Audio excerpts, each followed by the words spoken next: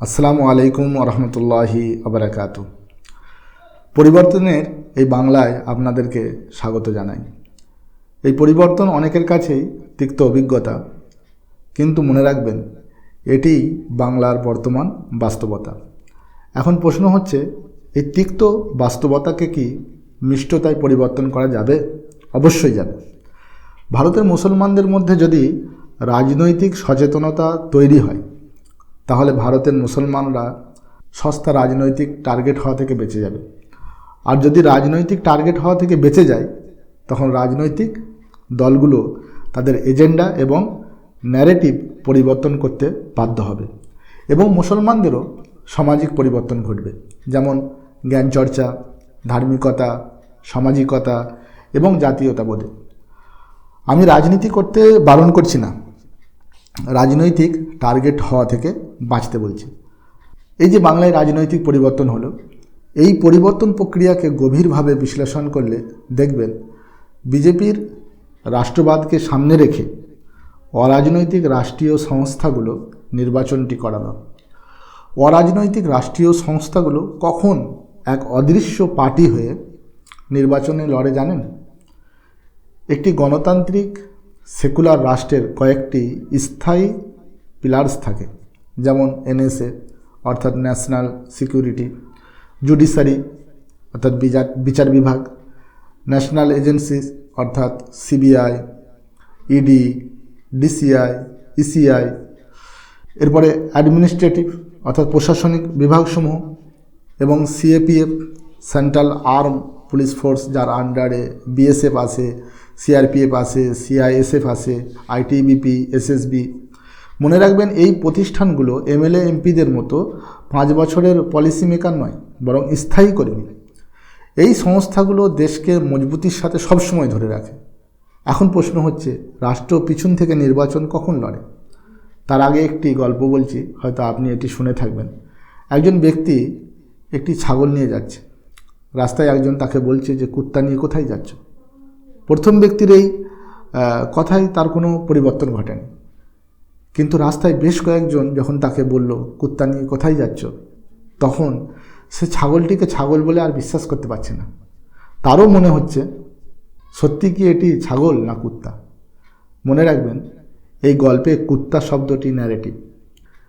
BJP ভারতের মুসলমানদের ব্যাপারে এমন সব ন্যারেটিভ সেট করেছে, যেমন পাকিস্তানি মুসলিম, বাংলাদেশি মুসলিম, রোহিঙ্গিয়া মুসলিম, ঘুষপেঠিয়া মুসলিম, অরাষ্ট্রবাদী মুসলিম, জিহাদি মুসলিম, এবং বাংলাদেশ বর্ডার সংলগ্ন রাজ্যগুলো, যেমন বিশেষ করে আসাম এবং পশ্চিমবঙ্গের ক্ষেত্রে বলে যে আগামীতে বাংলাদেশ হয়ে যাবে। এই ধরনের ন্যারেটিভ বা প্রোপাগান্ডা শুধু সেই রাজ্যের অন্যান্য সম্প্রদায়ের মানুষকে চিন্তিত করে তুলে তা নয়, প্রকৃত বাস্তবতাকে উপেক্ষা করে রাষ্ট্রের অরাজনৈতিক সংস্থাগুলোও চিন্তায় পড়ে যায়। তখন রাষ্ট্রের কাছে দুটি রাস্তা খোলা থাকে। এক, সেই রাজ্যের কোনো একটি রাজনৈতিক দলকে ভরপুর সমর্থন করে সেখানে রাষ্ট্রীয় নিরাপত্তা নিশ্চিত করা, তা না হয় রাষ্ট্রপতি শাসন ব্যবস্থা প্রতিষ্ঠা করা। আসাম এবং পশ্চিমবঙ্গের ক্ষেত্রে আমরা কি দেখলাম? বিজেপির রাষ্ট্রবাদকে ভরপুর সমর্থন করে অরাজনৈতিক রাষ্ট্রীয় সংস্থাগুলো বিজেপির কথা মতো নির্বাচন করালো। এখন দ্বিতীয় প্রশ্ন হচ্ছে, মুসলমানরা সস্তা রাজনৈতিক টার্গেট হওয়া থেকে কিভাবে বাঁচবে?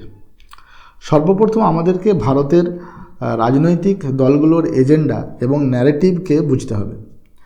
একটু পিছনে ফিরে তাকালে আমরা দেখব 1980 খ্রিস্টাব্দে আরএসএস দ্বারা ভারতে একটি নতুন রাজনৈতিক দলের সূচনা করা হয়, ভারতীয় জনতা পার্টি, যাকে আমরা বিজেপি বলি।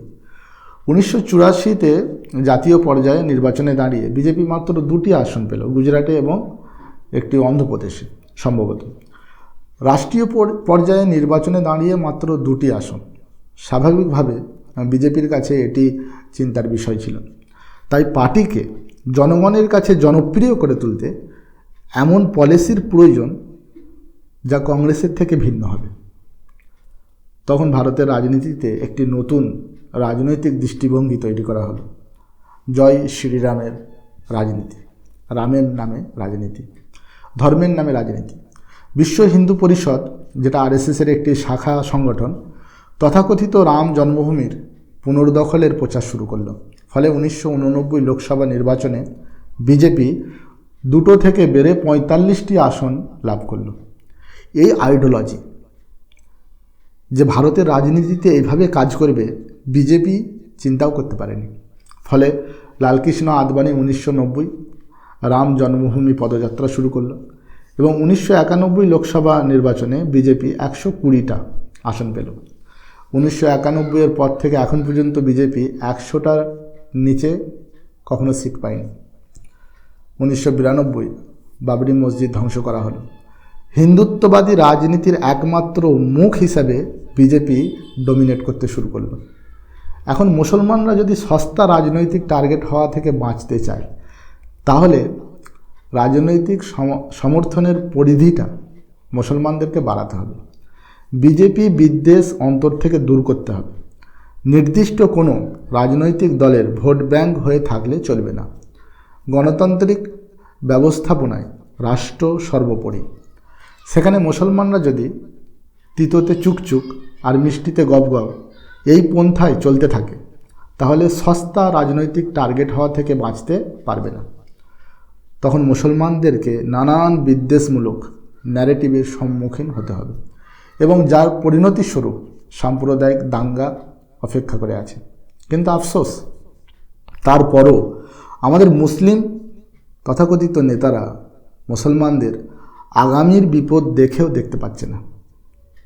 শক্তির বিপরীতে থেকে সাধারণ মুসলমানদেরকে সাম্প্রদায়িক দাঙ্গার দিকে ঠেলে দিচ্ছে, কারণ তারা কেউ উম্মতের প্রকৃত খায়ের খা ছিলই না এবং আজও নয়। সবাই নিজেদের দোকান চালাচ্ছে। একটি শিক্ষামূলক গল্প বলি। এক ব্যবসাদার অনেকগুলো গাধার ওপর মাল বোঝাই করে ব্যবসা করত। একদিন তার ব্যবসায়িক যাত্রাপথে হঠাৎ দেখল দূরে ধুলো উড়িয়ে ডাকাতের একটা দল ছুটে আসছে। ব্যবসায়ী তার গাধাদেরকে লক্ষ্য করে বলল যে আমার সাথে দৌড়াও দৌড়াও। কিন্তু সেই দিন গাধাগুলো জায়গা থেকে এক পাও নড়ল না। ব্যবসায়ী তো হতবাক। সে জিজ্ঞাসা করল, কি হলো, দাঁড়িয়ে আছো যে? গাধারা তাদের লম্বা কান নেড়ে চোখ মিটমিট করে কর্কশ আওয়াজে বলল, তুমি দৌড়াও।